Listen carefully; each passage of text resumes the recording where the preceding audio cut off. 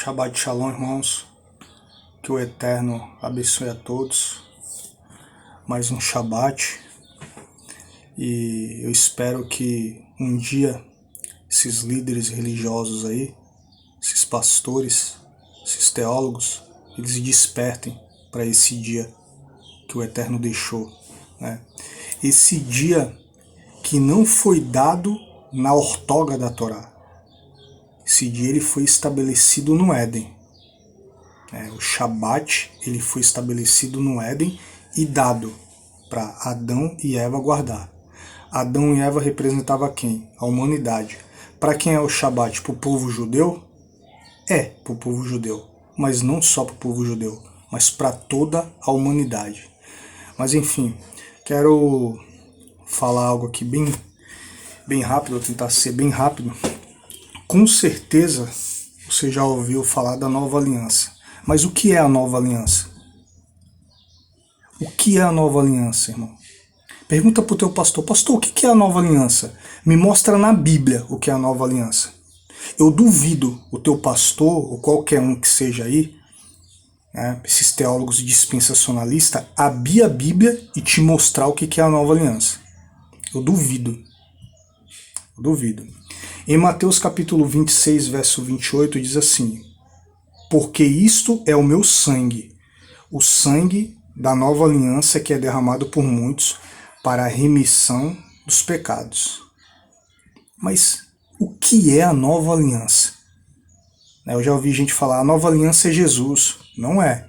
Sem o sacrifício de Yeshua, sem a morte de Yeshua, de Jesus, né,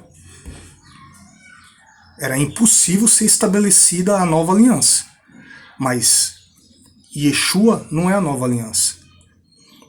É a graça. A graça não é a nova aliança. O que é a nova aliança? A gente precisa estudar os profetas, ler os profetas. Quem foi o profeta que o Eterno usou para falar claramente da nova aliança? O que era a nova aliança? Tá no Taná isso. Taná é Antigo Testamento, então não vale mais hoje, né? Pelo menos é isso que é ensinado nas igrejas evangélicas. Vamos abrir a Bíblia aqui em Jeremias 31.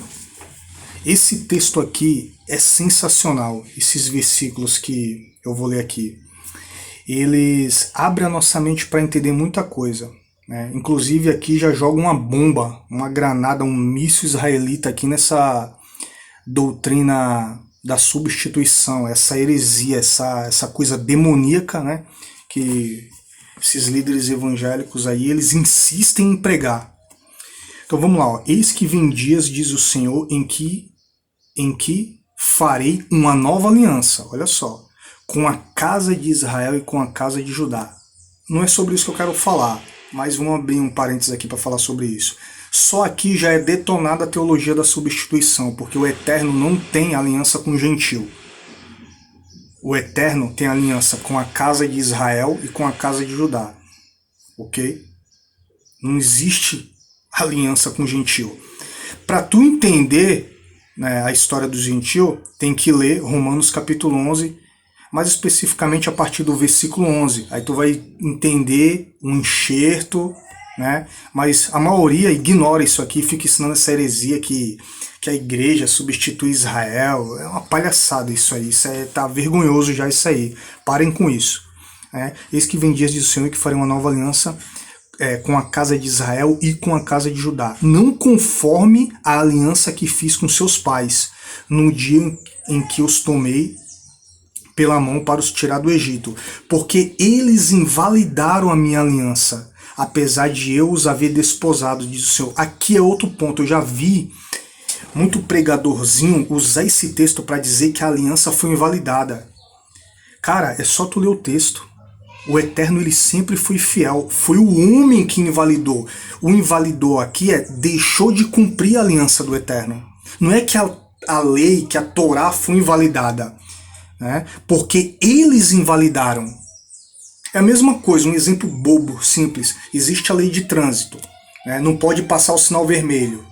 Aí o cara vai lá e ele passa o sinal vermelho. Ele invalidou aquela lei naquele momento, né? Naquele momento aquela lei Não valeu nada para ele, ele ignorou o sinal vermelho e passou. Né? A lei, o sinal vermelho, o semáforo vai deixar de existir por causa de um infrator? Claro que não. É claro que não. A lei é a mesma. Então, o que o Eterno está dizendo aqui, eu dei a minha lei, eu dei a minha Torá, eu fiz a minha aliança com o povo. E eles invalidaram, ou seja, eles não cumpriram, não é que a Torá deixou de valer. Acho que isso aí é bem simples de entender, até uma criança entende. Mas esta vamos continuar o versículo 33. Mas esta, o que é a nova aliança, né? Então o que é a nova aliança? O que é a nova aliança? Agora que vem a bomba, né? Mas esta é a aliança que farei com a casa de Israel depois daqueles dias do Senhor. É por isso que Yeshua fala, esse é o sangue da nova aliança. Ele está falando de Jeremias. Mas esta é a aliança que farei com a casa de Israel depois daqueles dias, diz o Senhor. Porei a minha lei, a minha Torá, no seu interior, e a escreverei no seu coração, e eu serei o seu Deus, e eles serão o meu povo.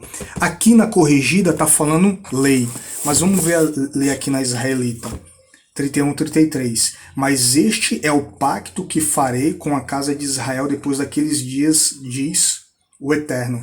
Porei a minha Torá no seu interior. Aqui, ó. Não sei se não consegue ver, não vai dar para ver. Porei a minha Torá. O que é a nova aliança, irmão? O que é a nova aliança? Essa é a nova aliança que farei com a casa de Israel. Eu porei a minha Torá no seu coração. O que é, irmão, a nova aliança? Fique na paz do Eterno. Shalom, shalom. Shabbat shalom. Que o Eterno abençoe a todos.